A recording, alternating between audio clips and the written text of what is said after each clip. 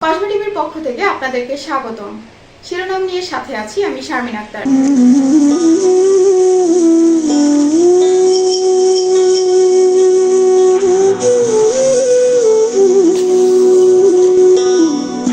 বায়েক শিক্ষা সনদ হাই স্কুলের সহকারী শিক্ষক শফিকুল ইসলাম ট্রেনে কাটা পড়ে মৃত্যুবরণ। তথ্যচিত্রে তানভীর আলম ঢালি।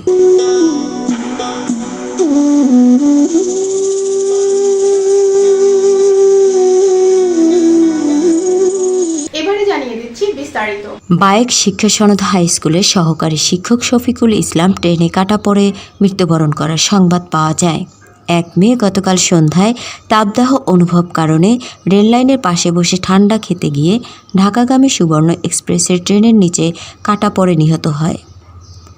শিক্ষা সনদ বায়েক উচ্চ বিদ্যালয়ের পূর্ব পাশে বালিয়াহুড়া ব্রিজ সংলগ্ন ঢাকাগামী সুবর্ণ এক্সপ্রেস ট্রেনে কাটা পড়ে মৃত্যুবরণ করেছেন শফিকুল ইসলাম, বয়স 45, পিতা সৈয়দ আলী, মাতা ফাতেমা আক্তার, সাং বাটাইল থানা সদর, জেলা কিশোরগঞ্জ।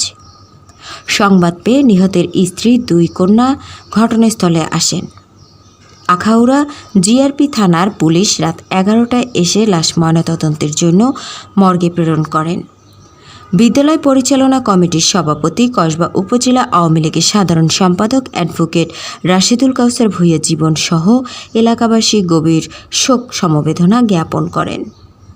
উক্ত বিদ্যালয়ের দীর্ঘ 13 বছর শিক্ষকতা করেন স্থানীয়রা কসবা টিভিকে জানান। জনাব শফিকুল ইসলাম স্যার মাগরিব নামাজের পরে সুবর্ণ এক্সপ্রেস নোয়াখালীগামী সুবর্ণ এক্সপ্রেসের নিচে কাটা পড়েছেন। তো উনি প্রায় বিকালে এখানে বাতাস খাইতে বা আবহাওয়ার ঠান্ডার জন্য এখানে আসতেন। তো আজকে মাগরিব নামাজের পরে উনি ট্রেনে কাটা পড়ে মারা যান। তো স্যারের বেদি আত্মার মাগফিরাত কামনা করছি। তো স্যারের ফ্যামিলিগত জানতে পেরেছি স্যারের স্ত্রী এবং 2টা কন্যা সন্তান আছে, তারাও আয়সা দেখে গেছে। তো আমরা প্রশাসনের যোগাযোগ করে জানতে পারলাম। শিক্ষা সদন উচ্চ বিদ্যালয়ে কত বছর ধরে চাকরি করেছিলেন? তো শিক্ষা সদন বায়েক উচ্চ বিদ্যালয়ে শফিকুল ইসলাম স্যার প্রায় 13 বছর যাবৎ শিক্ষকতা করতেছেন। তো এখনও শিক্ষকতা করতেছিলেন, হয়তো আজকে দুর্ঘটনা ঘটছে। কিশোরগঞ্জ বাড়ি নাকি? ওনার বাড়ি কিশোরগঞ্জ বাটাইল গ্রাম 14-17 ইউনিয়নে কিশোরগঞ্জ সদর। আজকের যেই দুর্ঘটনা, জনাব শফিকুল ইসলাম স্যার শিক্ষা সদন বায়েক উচ্চ বিদ্যালয়ের সহকারী শিক্ষক, আজকে মাগরিব নামাজের পর সুবর্ণ এক্সপ্রেসের নিচে উনি মৃত্যুবরণ করেন। ইন্না লিল্লাহি ওয়া ইন্না ইলাইহি রাজিউন। আমরা তার আত্মার মাগফিরাত কামনা করছি। আমরা তার পাশাপাশি তার পরিবারের সুখ-দুঃখকে তার এই সুখ বয়ে নেওয়ার জন্য আল্লাহর কাছে প্রার্থনা করছি।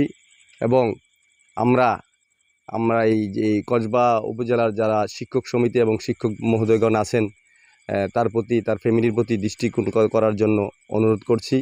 তার কোনো ছেলে সন্তান নাই, তার 2টা মেয়ে আছে। একটা মেয়ে এই বছর ইন্টারমিডিয়েট পরীক্ষা দিবে, আর একটা মেয়ে এই বছর এসএসসি পরীক্ষা দিছে। এবং আর্থিক দিক দিয়ে আমরা জানতে পারলাম একটু দুর্বল ফ্যামিলি। আমরা আশা করি মাননীয় শিক্ষামন্ত্রী এবং আইনমন্ত্রী মহোদয়ের এলাকা এটা, উনি যদি তার ফ্যামিলির প্রতি একটি কৃতজ্ঞতা প্রকাশ করে একটু সাহায্যের হাত বাড়িয়ে দেয়, আমরা স্যারকে কৃতজ্ঞতা প্রকাশ করব। এবং তার পাশাপাশি আমরা তার আত্মার মাগফিরাত করে আমরা, এবং আগামী একটু পরেই আমরা জানতে পারলাম আখাউড়ার জিআরপি পুলিশগণ আসবেন এবং তার লাশ সুরক্ষা করার জন্য নিয়ে যাবেন। পরবর্তীতে আমরা আশা করি তার লাশকে দাফন করার মতো। নামটা বলে। আমি মোহাম্মদ মিজানুর রহমান। উনি কখন সংবাদ পেয়েছেন আপনি?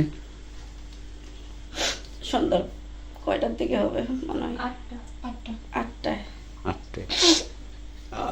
ওকে, ওর লাশটাকে দেখতে পেরেছেন? কখন সংবাদ পেয়েছেন আপনি?